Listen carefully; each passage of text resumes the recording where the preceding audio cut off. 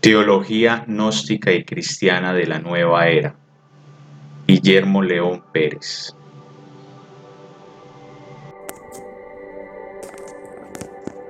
El budismo aparece en el norte de la India en el siglo VI antes de la nueva era y tiene buena acogida en la sociedad india debido a la avidez y corrupción que promovía la casta sacerdotal de brahmanes hindúes, entrando de esta forma a reformar el brahmanismo. El budismo extiende su influencia por Birmania, Tailandia, parte de Indochina, Asia Central, China, Corea y Japón.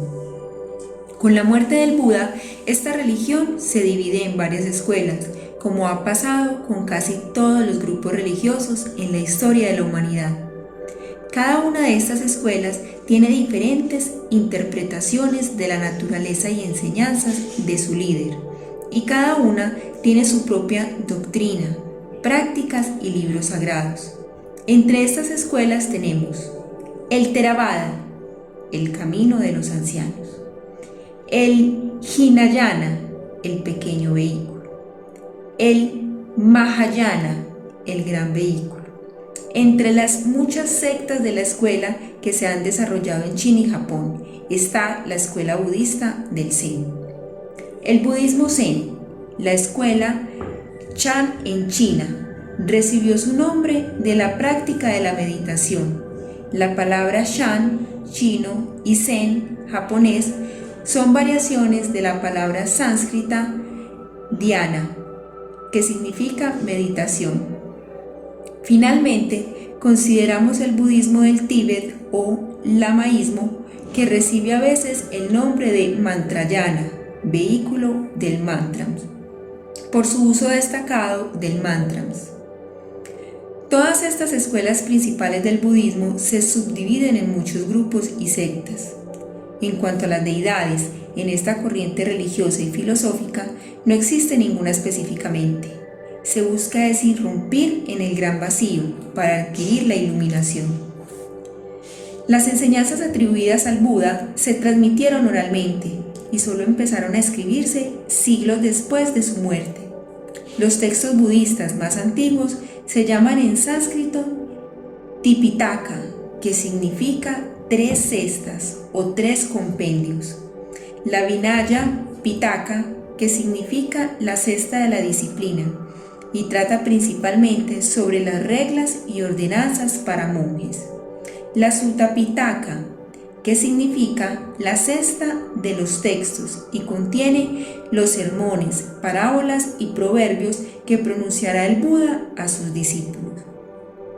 Finalmente, la Abhidharma Pitaka, que significa la cesta de la doctrina superior y consiste en comentarios sobre la doctrina budista.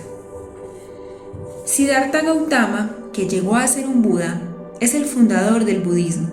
Era un poderoso maestro iluminado, que primero pasó muchos años buscando respuestas de maestros y gurús del hinduismo, pero no tuvo éxito. Luego siguió un derrotero de meditación, ayuno, yoga y renunciación externa, pero tampoco halló tranquilidad ni iluminación espiritual. Con el tiempo se dio cuenta de que su derrotero extremo de renunciamiento era tan inútil como la vida que había llevado antes. Entonces adoptó lo que llamó la vía intermedia, un derrotero en que evitaba los extremos de los dos estilos de vida que había seguido. Tras decidir que iba a encontrar la respuesta en su propia condición de entidad consciente, se sentó a meditar bajo un pipal, la higuera de la India, a la vez que resistía los ataques y tentaciones del diablo, Mara. Se mantuvo constante en su meditación, hasta que pasó más allá de todo conocimiento y entendimiento, y alcanzó la iluminación. El budismo como doctrina promete la liberación de todo el que esté dispuesto a seguir el camino del Buda. La iluminación consiste en la última meta, el nirvana, el estado de paz e iluminación perfecta, libre de deseos y sufrimientos. Enseña que para alcanzar la salvación se debe evitar tanto la satisfacción sensual como el ascetismo, siguiendo la vía intermedia. La enseñanza fundamental se encuentra en lo que se llama las 4 nobles verdades del Buda. Primero, toda existencia es sufrimiento. Segundo, el sufrimiento surge del deseo o el anhelo. Tercero, la cesación de los deseos significa el fin del sufrimiento. Cuarto, la cesación de los deseos se logra siguiendo la senda que controla la conducta, el pensamiento y la creencia. El símbolo del budismo en un Buda sentado en posición de loto en estado de meditación. El confucianismo fue otra escuela que con el tiempo adquirió prominencia y predominó en la China del siglo V antes de la nueva era. Es de las doctrinas más conocidas fuera de China. En esta doctrina, al igual que con el taoísmo, debido a que no se habla mucho acerca de un Dios, muchas personas la ven solamente como una filosofía y no como una religión. Pero lo que manifiestan expresa que son religión, camino de regreso al Creador. Con el surgimiento del confucianismo vino el fin de las 100 escuelas que florecieron en China durante el periodo de los estados guerrantes, siendo elevado a la categoría de culto estatal, donde los ritos y rituales confucianos se convirtieron en la religión de la casa real. En el confucianismo no se tiene a un dios o dioses específicos que adorar, mas sin embargo, por tradición se le rinde homenaje a los antepasados en los hogares y en los días festivos se ofrecen sacrificios en los templos. Esto explica por qué la mayoría de los orientales hacen tanto hincapié en los lazos familiares. En cuanto a los libros sagrados, encontramos que esta doctrina posee 4 libros y 5 clásicos. Los 4 libros son: primero, la gran sabiduría.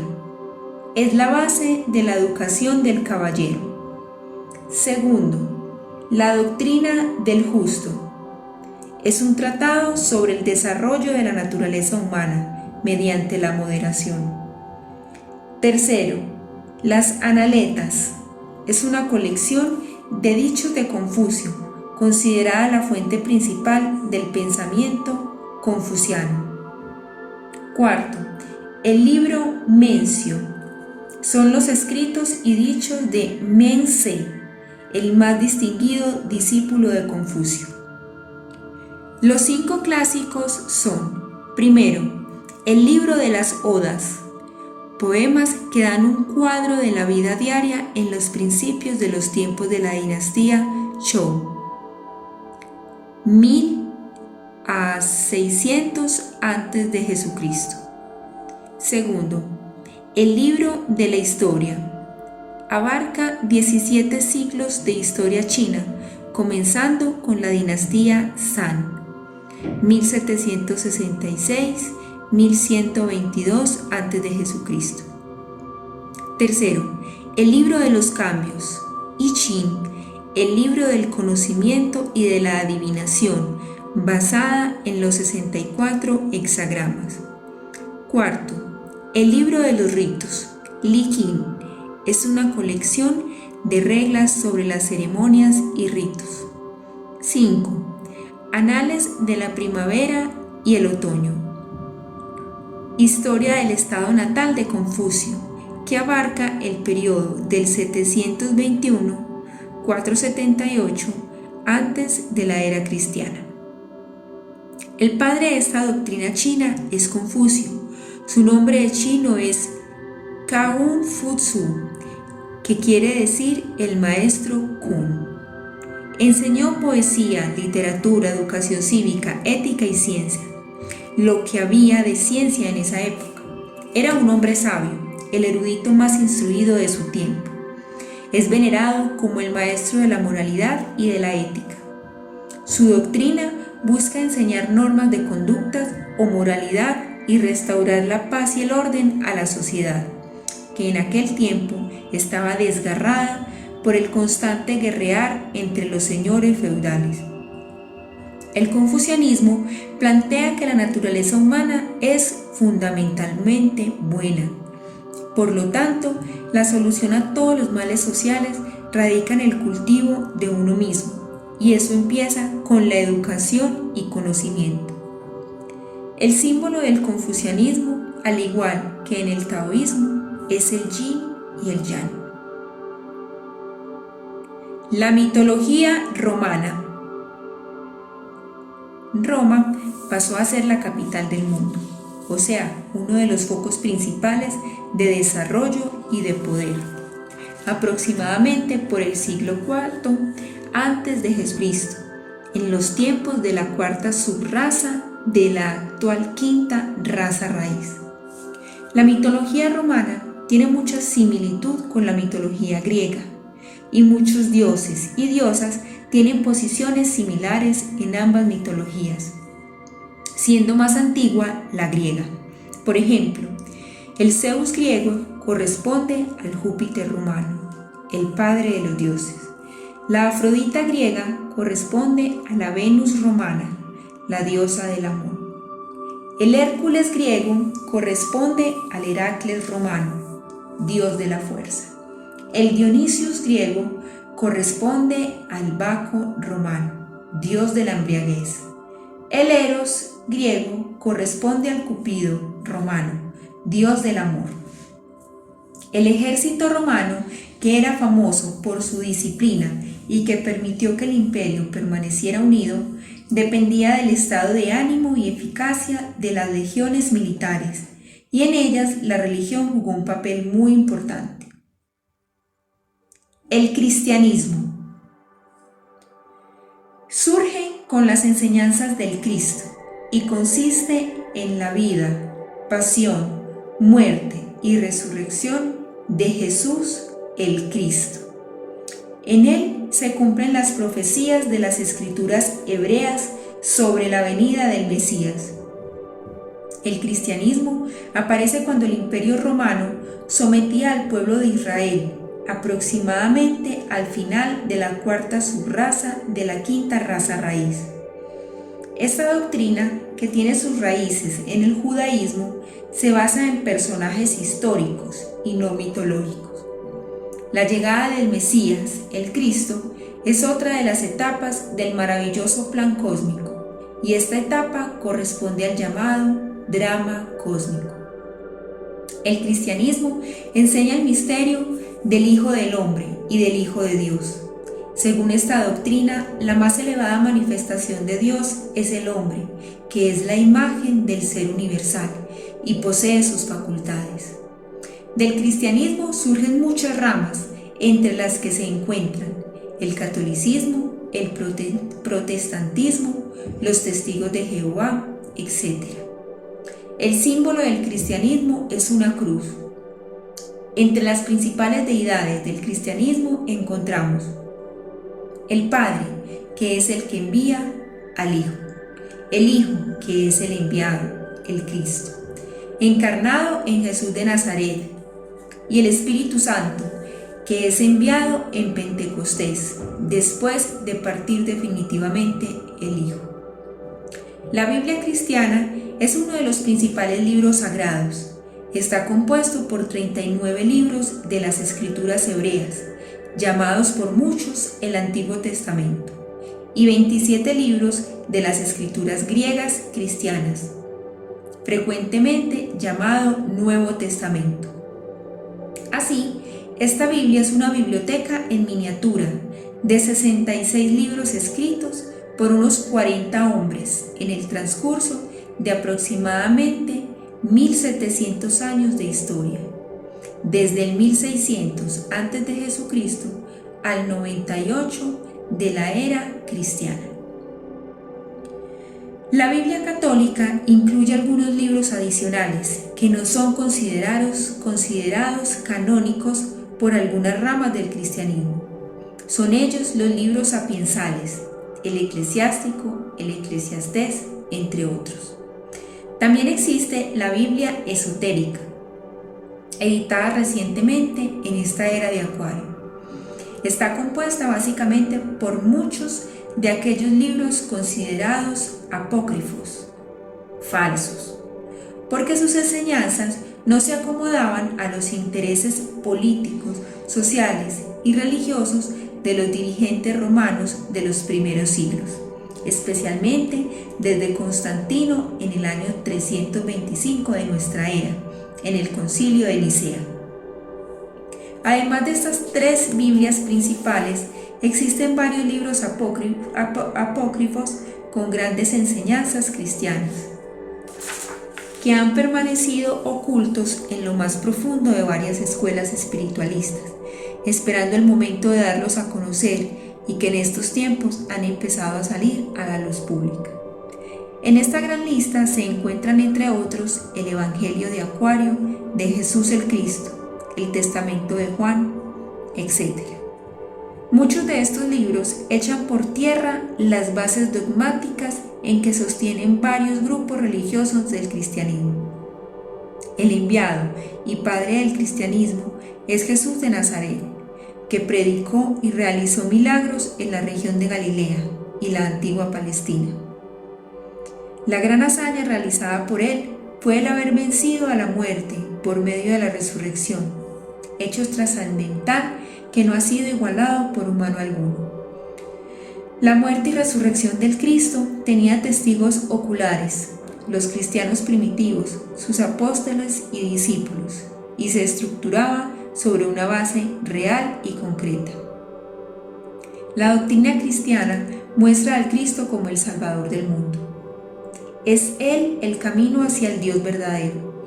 Por eso el Maestro Jesús enseñó: yo soy el camino, la verdad y la vida. Nadie llega al Padre sino por mí. El que me ha visto a mí, ha visto al Padre. Esta doctrina está basada en el amor, la compasión, el perdón y la misericordia. En la práctica, esto significa que el cristiano debe amar a sus enemigos. Lo que Jesús enseñó está por encima de cualquier ética o filosofía. Él señaló a Dios como la fuente de salvación del mundo y el camino a través del amor para llegar a Él. Por eso dijo: tanto amó Dios al mundo que envió a su Hijo unigénito, no para que lo juzgara, sino para que el mundo se salve por Él. Mostró a los hombres el amor del Padre, la paternidad de Dios y la hermandad de todos los humanos, a través de hacer su voluntad. Fue ese su único afán. El islamismo es el camino hacia Dios por medio de la sumisión. Es la religión árabe que se representa en el siglo V de nuestra era. El nombre de Islam es significativo para el musulmán, porque quiere decir sumisión, sometimiento o rendición a Alá. Musulmán a la vez significa uno que cumple o practica el Islam. Antes de Mahoma, los árabes practicaban una forma de adoración a Alá, que tenía como centro el valle de la Meca, en el lugar sagrado de la Kaaba, un edificio sencillo de forma cúbica donde se veneraba un meteorito negro. En la Meca, los peregrinos musulmanes caminaban 7 veces alrededor de la Kaaba y tocan y besan a la piedra negra. La muerte de su fundador Mahoma en el año 632 de la era cristiana ocasionó una gran crisis que llevó a la desunción y al derramamiento de sangre. De estas divisiones surgen los musulmanes suníes, quienes para la elección del sucesor aceptan el principio de un puesto electivo, más bien que el de descendencia del profeta. Estos son la mayoría. Los musulmanes chiitas Decían que el verdadero liderato venía por el linaje del profeta. Representa solo el 20% de los musulmanes del mundo. De estas diferencias surgió una encarnizada lucha por la jefatura, hasta convertirse en enemigos mortales. Cada uno de ellos escogió a un líder sucesor, y entre ellos se presentaron varios asesinatos. Esto ha tenido un efecto significativo hasta nuestros días. El islamismo, al igual que el cristianismo, tiene sus raíces en el judaísmo, que según Mahoma, estas dos anteriores se habían apartado de la senda de la verdad. El símbolo del islamismo es una medioluna y una estrella encima. Las tres fuentes de enseñanza y guías que gobiernan la vida islámica son el Corán, que significa recitación, y en su idioma es el árabe. Los capítulos son llamados sura. Del Corán se dice que fue revelado a Mahoma por el ángel Gabriel. Casi todas las narraciones del Corán tienen sus paralelos bíblicos. Entre los personajes del Antiguo Testamento figuran Adán, Noé, Abraham, etc. La hadis o suna, que son los actos, dichos y aprobaciones silenciosas del profeta.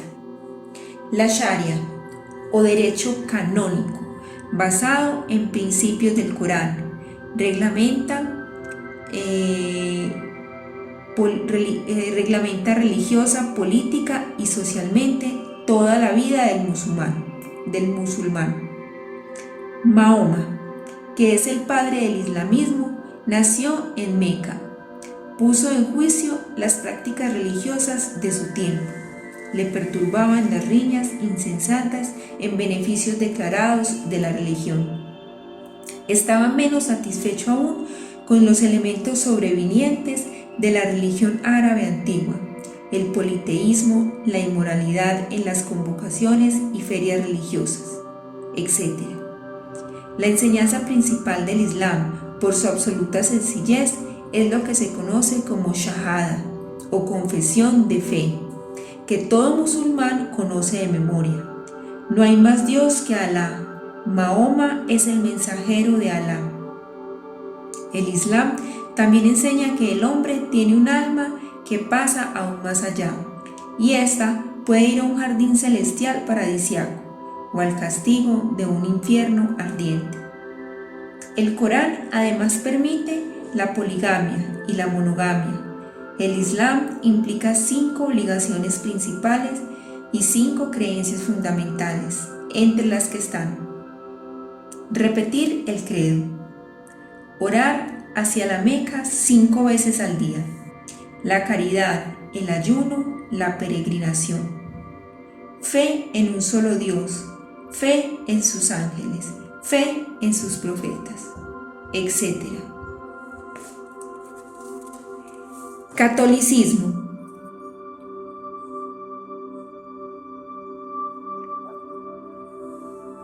Los primeros años de todo grupo religioso son tan importantes por la misma razón que los primeros años de vida de un niño son importantes para su vida, porque son esos los años de formación en los que se fundamenta la personalidad futura. Poco después de la muerte y resurrección de Jesús, le sucedió el fenómeno de Pentecostés, el advenimiento del Espíritu Santo en lenguas de fuego, aproximadamente a 120 cristianos reunidos en Jerusalén. Este hecho los fortaleció y les dio un gran empuje para que se dedicaran a la predicación del nuevo Evangelio. En vista de este mensaje cristiano, se esparció por todas partes como el fuego. Los romanos, que era el imperio que gobernaba en ese entonces, empezaron a considerar con recelo esta religión nueva y aparentemente atea, que según ellos no tenía ídolos. Empezando con el emperador Nerón, persiguieron cruelmente a los cristianos durante los primeros 3 siglos de nuestra era. Muchos cristianos fueron condenados a morir en el Coliseo romano para satisfacer la sádica sed de sangre de los emperadores y de las multitudes que acudían para ver a los prisioneros que eran arrojados a las fieras. Otro factor perturbador en aquellos días fue que entre ese pueblo se infiltraron falsos profetas que eran pagados y ellos introducirían calladamente sectas destructivas. Recordemos que Roma estaba saturada de la filosofía y del pensamiento asirio, mesopotámico y sobre todo griego. Fue así como el cristianismo fue adoptando algunas costumbres y formas religiosas, que con el paso del tiempo se fueron marcando cada vez más y que eran comunes en la Roma pagana. Es así como el cristianismo se fue apartando poco a poco de sus orígenes puros, basados en las enseñanzas del Cristo, y en vez de eso se pusieron las vestiduras de Roma, aceptando sus títulos y embebidos en la filosofía griega, fueron acomodando las nuevas enseñanzas. La influencia sutil de la filosofía griega fue un factor clave que se extendió después de la muerte de los apóstoles. La enseñanza griega de la inmortalidad del alma suponía diversos destinos para el alma: el cielo, un infierno de fuego, el purgatorio, el paraíso y el limbo. Además, había una clase sacerdotal que se valía fácilmente de estas enseñanzas para mantener en sumisión y en el temor al pueblo. Parte de las costumbres adoptadas por los primeros cristianos de esta tradición romana están la estola y otras vestiduras de los sacerdotes. El mismo sacerdocio que tanto atacó Jesús venía de los egipcios y griegos. Él no nombró sacerdotes, él solo tenía apóstoles, discípulos, familiares y amigos. Él usó del incienso y el agua bendita en las purificaciones, el encender velas y una luz eterna delante del altar, la adoración de los santos, la arquitectura de las catedrales, la ley romana como base de la ley canónica, el título sumo pontífice, era el título que ostentaba el emperador romano, el culto a María para reemplazar el antiguo culto a la diosa madre, la cadena que se usa en el rosario, lo usaron mucho antes los brahmanes en la India, los monjes chinos y japoneses, los griegos y hasta los indios mexicanos mucho antes del cristianismo. Además, muchos símbolos impregnados en las catedrales, como los obeliscos, las torres, las cúpulas, la hostia, la custodia y otros tantos símbolos solares, las llaves, los peces, las serpientes, han sido todos ellos tomados de otras culturas. Por ejemplo, muchos de los elementos de las vestiduras que usan los sacerdotes, obispos, cardenales y hasta el mismo Papa, tiara, anillos, palio, etc., han sido sacados, aunque con pequeñas variaciones, de vestiduras que usaban los dioses de Asiria, Babilonia y Grecia.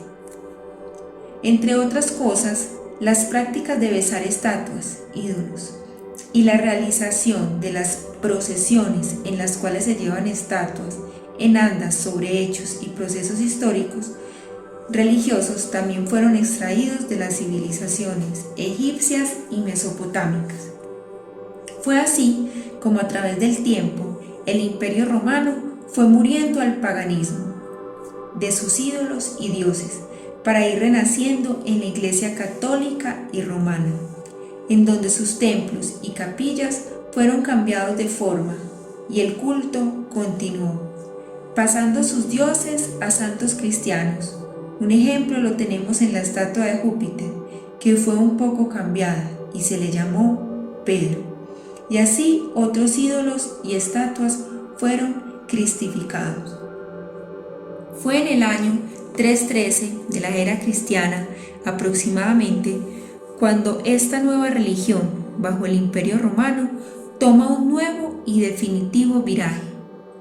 Esta es la fecha en que se considera la conversión del emperador romano Constantino al cristianismo, quien adoptó las letras griegas como emblema. Como resultado de esto fue que colocaron los cimientos de la Iglesia católica y romana. Esta iglesia, con el apoyo de este emperador, llegó a ser la religión oficial del Estado de Roma. Entonces, los obispos católicos, a quienes antes perseguían, arrestaban, atormentaban y ejecutaban, ahora eran eximidos de pago de impuestos. Además, recibían regalos del tesoro imperial y así adquieren prestigio y hasta influencia en la corte, obteniendo nuevas riquezas, poder y prominencias. Como el emperador Constantino quería la unidad en sus dominios, es entonces cuando en el año 325 de la era cristiana convoca un concilio de los obispos en Nicea. Se dice que de ellos solo asistieron una minoría de la cantidad total y ni siquiera el Papa Silvestre I estuvo presente. De este concilio salieron varios planteamientos teológicos, organizativos y doctrinarios que aún todavía prevalecen. Por ejemplo, el celibato de los sacerdotes, la base de la Trinidad y la virginidad de María, etc. En el siglo XII se formaron las famosas cruzadas cristianas para liberar a la Iglesia de Roma del islamismo y acabar por la violencia a todos los que no simpatizaban con ellos, llamándoles herejes, entre los que se encontraban los esoteristas de ese entonces como los albigenses cátaros, los valdenses y los templarios. Como se creía que la raíz de la desunión de la Iglesia era la existencia de la Biblia en el lenguaje de la gente, es entonces cuando el Concilio de Narbona prohíbe a los legos poseer parte de la Biblia, y esto se extendió por varios siglos hasta el mediados del siglo XIX. El otro paso, siglos después, fue establecer la Inquisición, un tribunal para suprimir las herejías y que, de acuerdo a muchos intereses personales, asesinaron a muchas personas. Religión prehispánica. Se presenta para América del Sur y del Centro con el florecimiento de las culturas mayas. Esta la más antigua, la azteca y la inca. Poco quedó de estas grandiosas culturas, arrasadas en el siglo XV por el bárbaro y conquistador deseo del oro y las riquezas. En ellas creció una gran civilización, que fueron conocedores de profundos misterios, entre los que se encuentra la astrología expresada en las grandes pirámides, mayas, aztecas e incas, como templos al sol en los monolitos, en las figuras arqueológicas, las estelas y el calendario. Los mayas existieron en el sur de México, Guatemala y Nicaragua. Es una de las más importantes de las civilizaciones antiguas, que datan aproximadamente unos 2500 años antes de Jesucristo. La capital del imperio fue Yucatán. Sus textos sagrados, el Popol Vuh, libro compuesto por mitos y leyendas sobre la vida maya. Allí se encuentran las leyendas de la creación y el diluvio, tan popular en otras culturas religiosas. Las estelas de piedra han permitido conocer sobre las costumbres, rasgos y sabiduría maya. En estas estelas que adornaban los grandes edificios han quedado grabados sus dioses, sus reyes y parte de su historia. Los aztecas son los descendientes de los toltecas y olmecas, que habían existido aproximadamente en el año 800 antes de nuestra era. Son los habitantes de México. Levantaron pirámides al sol y la luna. Fue una gran civilización. Quetzalcóatl es el enviado azteca, que quiere decir Quetzal, pájaro raro con largas plumas de cola, y Coatl, serpiente, o sea, serpiente emplumada. Fue el guía espiritual, como el Cristo, Hermes, Fuji, etc. Los aztecas tenían mujeres religiosas dedicadas al servicio del templo, que poseían considerables conocimientos de medicina herbácea. Los incas se extienden por las riberas del Océano Pacífico, desde el Ecuador hasta Bolivia, en la primera mitad del siglo XII de nuestra era. Su capital se erigió en el Cusco del Perú. También levantaron pirámides, templos al sol. Su dios supremo fue Viracocha, el creador, el soplo de la vida, a quien no se veía en ninguna parte, pero que eternamente daba vida, hasta el Padre Sol. Ellos se sentían directos descendientes del dios Sol. En honor al gran Padre Sol, celebraban alegres fiestas y reuniones en el Cusco. Allí se conocieron las vírgenes del Sol, que eran jóvenes escogidas en todo el reino por su inteligencia y belleza. Bordaban trajes para los sacerdotes y los templos. Algunas permanecían al servicio de la religión por toda su vida. Ellas tenían conocimientos sobre medicina vegetal. Las instituciones religiosas y sus peligros.